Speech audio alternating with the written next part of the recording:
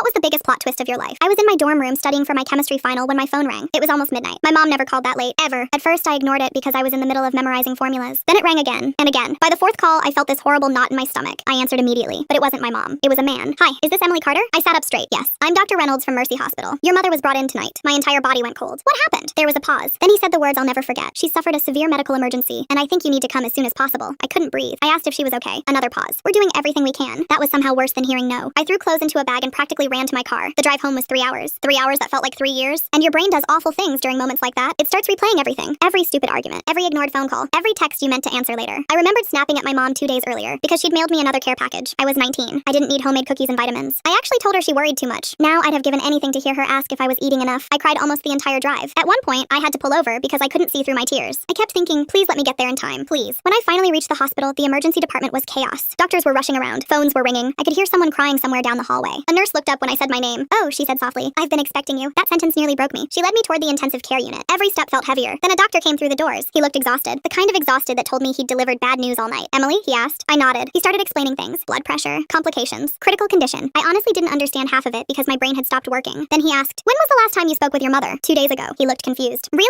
Yes. He glanced down at his chart, then back at me, then at the chart again. His expression changed completely. Oh no, I don't think I've ever heard those 2 words said in a more horrifying way. What? I asked. He looked pale. What is your mother's full name? Susan Carter. He blinked, then looked at the paperwork again. Oh my god. My knees nearly gave out. What happened? Is she alive? The doctor looked horrified. Your mother isn't my patient. I just stared at him. Apparently another woman named Susan Carter had been admitted that night. Same first and last name, similar age, and somehow my number had been attached to the wrong chart. I stood there trying to process what he was saying. So, my mom isn't dying? No, she's not even here. Oh, she's here. I blinked. What? He rubbed his forehead. Your mother is in room 214. Why is she in the hospital? He actually laughed from relief. She slipped on her front steps and fractured her wrist. I think I stopped functioning for a full 5 seconds. Then I started crying again, except this time from relief. A nurse walked me upstairs. When I opened the door, my mom was sitting in bed eating Jell-O and watching a cooking show. She looked up and smiled. Sweetie, what are you doing here? I just burst into tears. She looked terrified. Oh no, is college going badly? I couldn't even answer. I hugged her so hard she squeaked. Then she said, careful, that's my bad arm. I started laughing and crying at the same time. She kept asking what was wrong. Finally, I managed to explain everything. Her eyes got huge. Then she looked down at her cast, then back at me. And she said something I will never forget. Well, this is awkward. I ended up staying the night with her in the hospital. We talked for hours about school, about life, about all the things I kept putting off because I thought there would always be more time. The next morning before I left, she handed me one of her homemade cookies from her purse. Yes, she had cookies in her purse. Of course she did. Then she smiled and said, you know, you drove 3 hours because you thought I was dying. I nodded. She squeezed my hand. That's actually kind of sweet. I laughed. Then I looked at her cast and said, Mom, I don't think I've ever been so happy to see a broken bone. She grinned. And for the next 10 years, every single time she called me late at night, I'd answer with the same sentence. Please tell me you've only broken something again.